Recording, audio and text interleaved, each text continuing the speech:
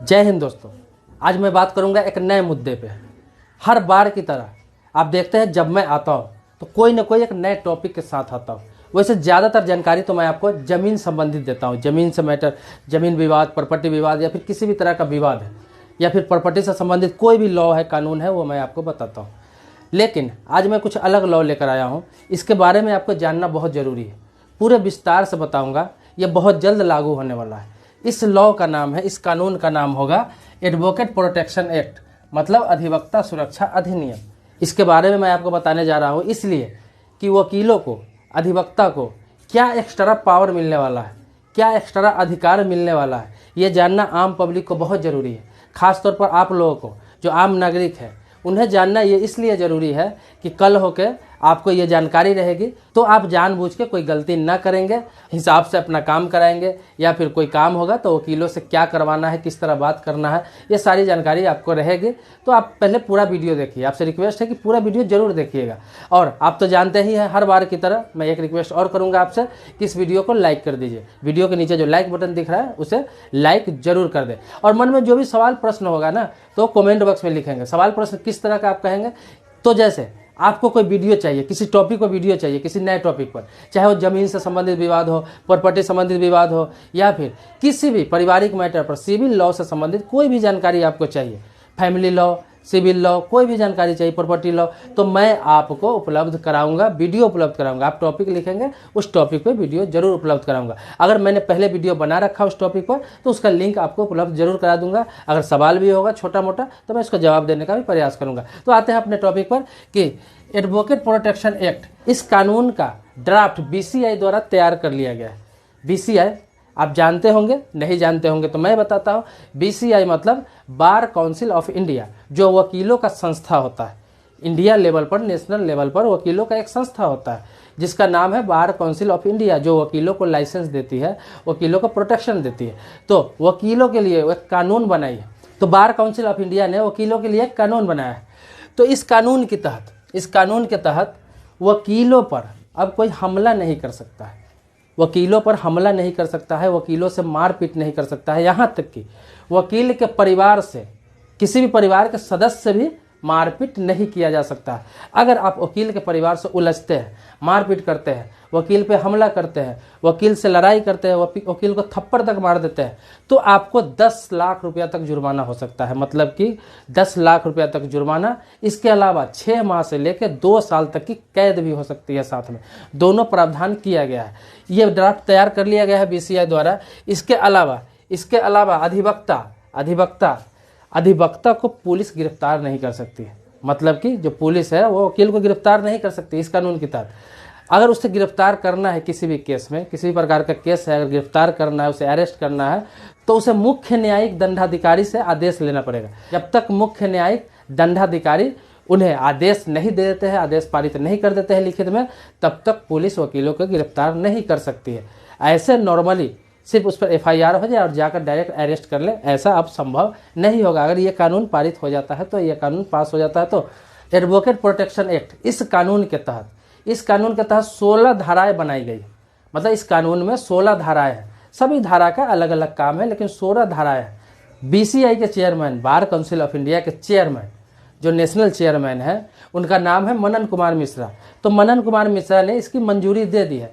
और समिति के जो मेंबर है, जो वरीय अधिवक्ता है, वो इनका ड्राफ्ट जो तैयार किया है, उनका नाम है एस प्रभाकरन, देवी प्रसाद ढल, बीसीआई के अध्यक्ष, बार काउंसिल ऑफ इंडिया के अध्यक्ष सुरेश श्रीमाली, शैलेंद्र दुबे, प्रशांत कुमार सिंह, ए रामी रेड्डी, श्रीनाथ त्रिपाठी, इन लोगों ने मिलकर ये ड्राफ्ट तैयार किया है। तो ये तैयार हो गया हुआ है, बीसीआई का मंजूरी भी मिल गया हुआ है। अब बाकी क्या बचा? अब सिर्फ इसमें एक काम बाकी है कि संसद में इस पर चर्चा हो और संसद से इसे मंजूरी मिल जाए। ये बिल अगर संसद में पारित कर दिया जाता है, तो संसद में चर्चा के साथ इसे पारित अगर कर दिया जाता है, संसद इसे तय करेगा कि इसका आखिरी प्रारूप क्या होगा, इसमें क्या किया जा सकता है। अगर संसद से पारित हो जाता है तो फिर ये कानून हमेशा के लिए लागू हो जाएगा। देश में लागू हो जाएगा एडवोकेट प्रोटेक्शन एक्ट।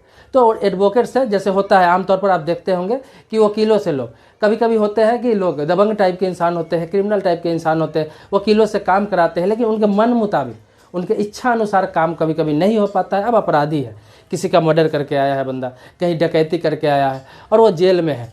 अब होता क्या है कि वो बेल के लिए प्रयास करता रहता है, 2-3 वकील बदलते हैं, बेल के लिए प्रयास करता रहता है, बहुत सारा उसके लिए मेहनत करता है वकील, दिन रात इकट्ठा कर देता है, पैसे लेता है अपने काम के बदले, प्रोफेशन है तो पैसे लेना ही है। कभी कभी होता क्या है कि अब अपराधी है तो उसके इच्छानुसार काम नहीं हो पाता है, तो वकीलों पर हमला भी करवा दिया जाता है, वकीलों पर हमला भी होता है, उसके परिवार पर भी हमला होता है। इसके अलावा आप देखेंगे सोसाइटी में, समाज में बहुत सारे ऐसे लोग हैं जो वकीलों को टारगेट करते हैं, वकीलों को हमेशा टारगेट करते हैं और वकीलों से उलझते रहते हैं किसी न किसी बात को। उन्हें लगता है कि जो वकील है वो झूठ बोलने वाला इंसान होता है, मक्कार होता है, बेईमान होता है। वकील का मतलब ही समझते हैं कि वो झूठ बोलने वाला, मतलब कि वो सच बोल ही नहीं सकता। लेकिन लोगों को, पब्लिक को ये चीज़ नहीं मालूम है कि वकील कभी अपने लिए झूठ नहीं बोलता। इस चीज़ को आप दिमाग में बैठा लीजिए और इस बात को समझिए। आप जब इस पर विचार करेंगे तो आपको समझ में आएगा कि वकील किसके लिए झूठ बोलता है। आप सोचिए किसके लिए झूठ बोलता है। कोई अपराधी है, कोई आरोपी है, कोई भी पक्ष हो, आता है जब उसके पास, उन्हें जो बताया जाता है कि मैंने किसी का सर नहीं फोड़ा, मैंने किसी का ज़मीन नहीं हड़पा, मैंने किसी का हत्या नहीं की, या फिर जो भी वो गलत करके आया हुआ होता है, वकील को बताता है कि मैंने ये नहीं किया, मेरे तरफ से केस लड़ी, या फिर ये भी बोलता है कि मैंने ये किया है, मुझे बचाने के लिए आपको केस लड़ना है, ये झूठ बोलना है या फिर ऐसा साबित करना है। तो वो बेचारा जो वकील होता है तो वो लोगों के लिए लड़ता है, पब्लिक के लिए लड़ता है और उसके लिए झूठ बोलता है। इसके बदले क्या मिलता है? पैसा मिलता है। पैसा तो हर प्रोफेशन में मिलता है, कोई भी काम कोई भी इंसान करता है तो उसका पैसा मिलना ही है। तो पैसा तो मिलना स्वाभाविक है, वो काम करेगा तो पैसा लेगा ही। लेकिन झूठ जो बोलता है वो सिर्फ और सिर्फ दूसरों के लिए बोलता है, अपने लिए नहीं बोलता है। बहुत सारे वकील, जो अपने देश में बहुत सारे वकील हैं जिन पर हमला हुआ है, बहुत सारे वकील की हत्या भी कर दिया गया। तो यहाँ तक कि अब पुलिस वाला भी वकील को थप्पड़ नहीं मार सकता है, उस पर हाथ नहीं उठा सकता है, या फिर वकील को डायरेक्ट गिरफ्तार नहीं कर सकता है। अगर ये कानून पास हो जाता है तो वकील को इस तरह का पावर हो जाएगा, इस तरह का अधिकार हो जाएगा कि वो अब सुरक्षित महसूस करेगा, फ्री माइंड होकर काम करेगा। उसके साथ आपराधिक कांड करने के लिए कोई डरेगा, उसके परिवार से कोई उलझने के लिए डरेगा, लोग अच्छे से पेश आएंगे। क्योंकि एडवोकेट को सुरक्षा चाहिए, किसी भी हाल में एडवोकेट को सुरक्षा चाहिए। क्योंकि एडवोकेट अपने लाइफ में हजारों केस लड़ता है, लेकिन वो सब केस दूसरे का होता है, दूसरे के लिए लड़ता है, दूसरे के लिए झूठ बोलता है और दूसरे के लिए दुश्मनी मोल भी लेता है। एक वकील ही ऐसा व्यक्ति है। आप किसी वकील से दोस्ती करके देखिए, एक नॉर्मल इंसान से किसी दोस्ती करके देखिए, या फिर पुलिस वाले से दोस्ती करके देखिए, या किसी बड़े व्यवसाय से दोस्ती करके देखिए, आपको पता चलेगा कि आपका जब बुरा वक्त होगा, सबसे ज़्यादा जो बुरा वक्त होगा, उसमें अगर वकील दोस्त है वो खड़ा रहेगा। सबसे पहले जो एडवोकेट है वो आपको खड़ा रहेगा, चाहे वो आर्थिक रूप से हो या फिर सामाजिक रूप से हो या फिर कानूनी रूप से हो। सबसे बड़ी बात होती है कि कानूनी रूप से खड़ा होना, आपको एडवाइस देना और आपको किसी भी मुसीबत से निकाल लेना, या फिर मुसीबत में आप फंस चुके हैं तो उससे आपका बचाव करना। और आज के तारीख में एडवोकेट को ही, वकील के लिए ही सुरक्षा का कोई स्पेशल कानून नहीं है। वही कानून है जो आपके लिए है, किसी और के लिए है, सभी के लिए जो भारत में कानून है वही वकीलों के लिए है। वकील पर भी वही कानून लागू होता है। लेकिन जब ये अगर लागू हो जाता है एडवोकेट प्रोटेक्शन एक्ट, तो ये वकील के लिए स्पेशल कानून होगा। ये सिर्फ एडवोकेट के लिए ही होगा। एडवोकेट इसका इस्तेमाल करके कहीं भी अपना सुरक्षा कर सकता है, या फिर लोग भी जानेंगे कि स्पेशल कानून है एडवोकेट के लिए, तो एडवोकेट को क्षति नहीं पहुँचाएंगे, उन पर हमला नहीं करेंगे, उससे ढंग से बात करेंगे। और इस कानून में सबसे स्पेशल ये होगा कि ये मात्र 30 दिन में इसका इन्वेस्टिगेशन पूरा करना होगा। अगर वकील का कोई केस है, वकील का पर्सनल कोई केस है, तो उसको पुलिस को 30 दिन के अंदर ही इन्वेस्टिगेशन यानी जांच पड़ताल पूरा करके कोर्ट में सौंपना पड़ेगा। अगर वकील सुरक्षित रहेगा, वकील को सुरक्षा मिलेगा, तभी तो वो आपकी सुरक्षा के लिए काम कर सकता है, आपके लिए लड़ सकता है, आपके लिए कहीं पर खड़ा हो सकता है। अक्सर देखते हैं यहाँ अपराधी हो या फिर कोई मजबूर हो या फिर किसी भी प्रकार का हो, दोनों तरफ से वकील होता है।